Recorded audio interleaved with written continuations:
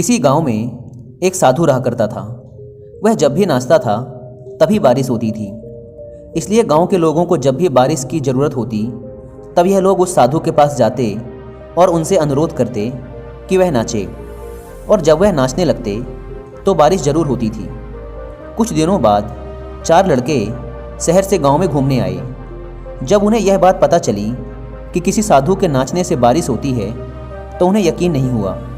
शहरी पढ़ाई लिखाई के घमंड में उन्होंने गांव वालों को चुनौती दे दी कि अगर हम भी नाचेंगे तो बारिश होगी, और अगर हमारे नाचने से बारिश नहीं हुई तो साधु के नाचने से भी बारिश नहीं होगी। अगले दिन सुबह सुबह गांव वाले उन चारों लड़कों को लेकर साधु के कुटिया के पास पहुंचे। गांव वालों ने साधु को सारी बात बताई। फिर उन लड़कों ने नाचना शुरू किया। पहले लड़के ने नाचना शुरू किया। आधा घंटा बीत गया। फिर पहला लड़का थक कर बैठ गया, पर बादल नहीं दिखे। कुछ देर बाद दूसरे लड़के ने नाचना शुरू किया और 1 घंटे बीतते बीतते वह भी थक कर बैठ गया। बाकी दोनों लड़कों ने भी ऐसा ही किया, पर बारिश नहीं हुई। अब साधु की बारी थी। उसने नाचना शुरू किया। 1 घंटा बीत गया, पर बारिश नहीं हुई। साधु फिर भी नहीं रुका, वह नाचता ही रहा। नाचते नाचते 2 घंटे बीत गए, पर बारिश नहीं हुई। 4 घंटे बीत गए, पर बारिश नहीं हुई। लेकिन साधु तो रुकने का नाम ही नहीं ले रहा था। धीरे धीरे शाम ढलने लगी कि तभी बादलों की गड़गड़ाहट सुनाई दी और थोड़ी देर बाद जोरों की बारिश होने लगी। यह देखकर चारों लड़के दंग रह गए और तुरंत साधु से क्षमा मांगी।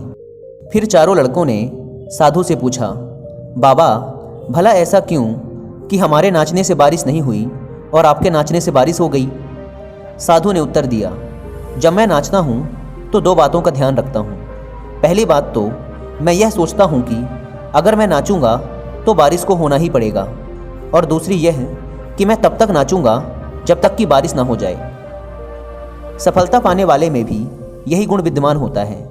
वे जिस काम को भी करते हैं उसमें उन्हें सफल होने का पूरा भरोसा होता है, और वह तब तक उस काम को करते हैं जब तक कि उसमें सफल ना हो जाएं। इसलिए अगर हमें सफलता हासिल करनी है तो इस साधु की तरह ही अपने लक्ष्य को प्राप्त करना होगा।